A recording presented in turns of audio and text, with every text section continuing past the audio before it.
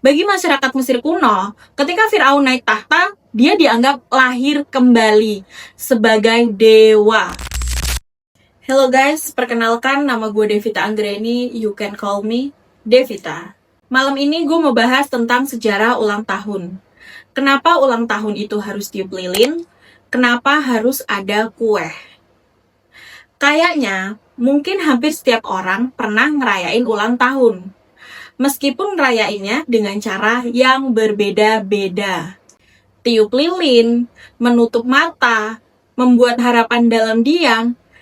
Sebelum tiup lilin, make wish dulu. Kalimat itu pasti nggak asing. Entah sendirian, sama teman-teman, sama keluarga, atau biasanya sama pasangan. Surprise, selamat ulang tahun, semoga panjang umur, dan lain-lain. Tapi pernah nggak sih kita pengen tahu dan benar-benar mikir siapa sih orang yang pertama yang memutuskan bahwa hari kelahiran harus dirayakan? Bahkan kadang kalau nggak ada yang ngucapin, nggak ada yang inget, rasanya tuh sedih banget. Rasanya tuh kayak, kok nggak ada yang peduli ya? Tapi sebenarnya kalau kita mundur ribuan tahun ke belakang, ulang tahun dulu bukan tentang bahagia, bukan tentang pesta, dan jelas bukan tentang untuk semua orang. Ada masa di mana hanya ada satu golongan yang boleh merayakan hari lahirnya. Dan sisanya, ya udah, yang penting hidup aja tanpa perayaan. Jadi, sebenarnya dari mana sih semua ini bermula? Jadi gini ceritanya. Jejak paling awal perayaan yang mirip ulang tahun ditemukan di peradaban Mesir kuno. Namun yang dirayakan bukan hari lahir biasa, melainkan hari penobatan Firaun. Bagi masyarakat Mesir kuno, ketika Firaun naik tahta, dia dianggap lahir kembali sebagai dewa, bukan sebagai manusia biasa. Jadi yang dirayakan bukan sekedar tanggal lahir, tapi kelahiran simbolis seorang penguasa suci. Perayaan ini menekankan status dan kekuasaan. Namun, bukan hanya Mesir. Dalam catatan arkeologis dari wilayah Sumeria kuno, tepatnya di kota Lagas pada masa pemerintahan Raja Lugalan, ditemukan juga perayaan yang berkaitan dengan kelahiran anak-anak elit dan penguasa. Perayaan ini melibatkan ritual dan persembahan, dengan pengorbanan hewan yang ditunjukkan untuk merayakan kelahiran anak-anak elit atau penguasa di wilayah tersebut. Artinya, sejak awal, ulang tahun memang identik dengan kalangan atas. Lalu, tradisi ini kemudian berkembang ke Kekaisaran Romawi kuno.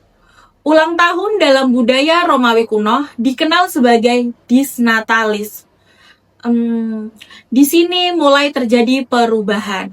Ulang tahun tidak hanya lagi milik raja. Setiap individu mulai bisa merayakan hari kelahirannya, terutama pria warga negara Romawi. Mereka mengadakan jamuan kecil dan memanjatkan doa perlindungan. Namun dalam hal ini bukan berarti perempuan sama sekali tidak bisa merayakan. Perempuan Romawi juga bisa merayakan ulang tahun, terutama di lingkungan keluarga atau kalangan tertentu. Hanya saja perayaan pada masa itu memang lebih identik dengan pria yang berstatus sebagai warga negara Romawi. Perayaan ulang tahun di era Romawi juga dianggap penting karena berkaitan dengan ritual keagamaan. Biasanya diadakan jamuan makanan, persembahan kepada dewa, serta pertukaran hadiah. Makanan seperti campuran minyak zaitun, keju, dan madu yang dipersembahkan sebagai bentuk rasa syukur kepada dewa dan bentuk perlindungan. Seiring berjalannya waktu, teman-teman dan kerabat mulai diundang untuk berpesta dan memberikan hadiah kepada yang sedang berulang tahun. Kalau Romawi memperkenalkan perayaan individu, maka Yunani kuno memberi kita simbol yang kita kenal sampai sekarang, kue dan lilin. Tradisi penggunaan kue dan lilin dalam perayaan ulang tahun sering dikaitkan dengan Yunani kuno. Dalam kepercayaan masyarakat Yunani, kue berbentuk bundar dibuat sebagai persembahan kepada Dewi Bulan, seperti Artemis. Kenapa bulat? Karena melambangkan bulan purnama, simbol cahaya, dan kesempurnaan. Bangsa Yunani kuno merayakan ulang tahun dengan membawa ke kuil Artemis. Di atas kue tersebut Lilin-lilin dinyalakan untuk menyerupai cahaya bulan yang bersinar di langit malam. Tapi bukan cuma soal simbol. Mereka percaya lilin-lilin di atas kue diyakini sebagai bentuk perlindungan dari roh jahat.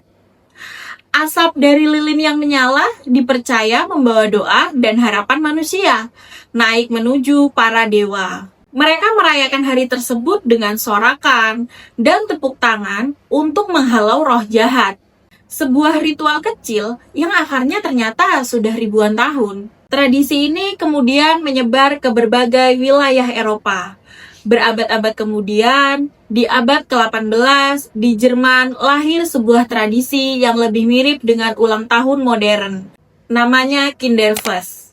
Perayaan ulang tahun khusus untuk anak-anak. Perayaan ini berpusat pada kebahagiaan anak. Pada masa itu ada kepercayaan bahwa anak-anak sangat rentan terhadap roh jahat di hari ulang tahun mereka. Sehingga keluarga berkumpul untuk melindungi sang anak melalui doa dan perayaan. Sebuah kue diletakkan di meja sejak pagi hari, lengkap dengan lilin yang jumlahnya disesuaikan dengan usia anak tersebut. Ditambahkan dengan satu lilin tambahan sebagai simbol harapan akan kehidupan di tahun berikutnya. Lilin-lilin itu dibiarkan menyala sepanjang hari dan baru ditiup pada malam hari.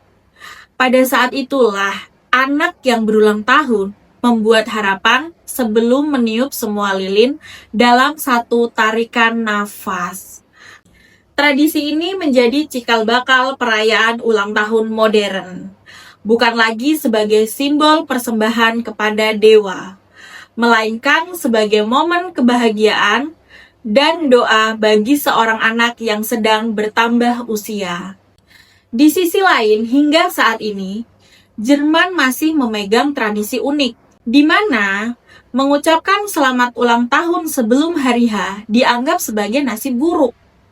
Bagi sebagian masyarakat, memberi ucapan terlalu cepat seolah-olah mendahului waktu dan bisa membawa kesialan.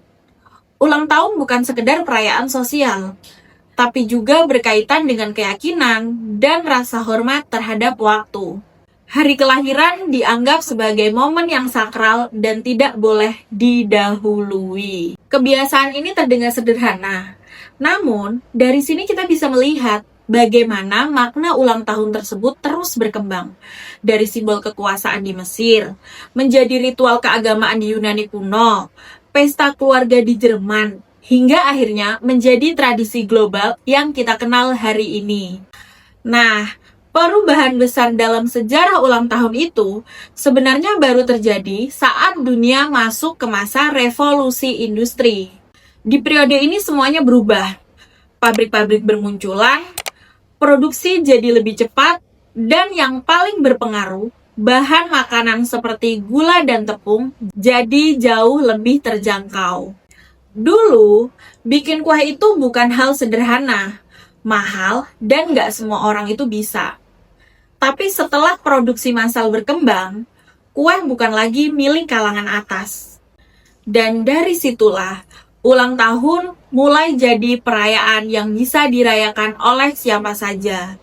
Nggak cuma bangsawan, nggak cuma orang tertentu, tapi keluarga biasa pun mulai bisa membuat kue, menyalakan lilin, dan merayakan hari kelahiran. Pada saat masuk abad ke-20, tradisi ini makin meluas.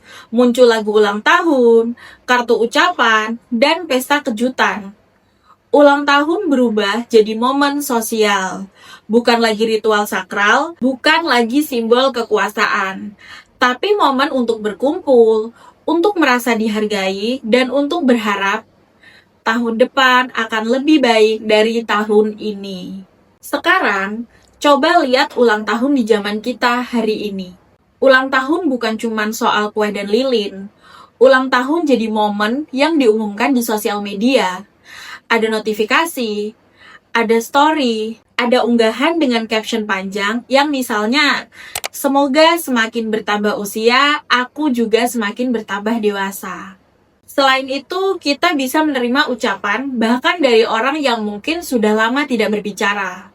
Ulang tahun berubah menjadi momen eksistensi, momen untuk diingat, dan momen untuk dirayakan secara publik.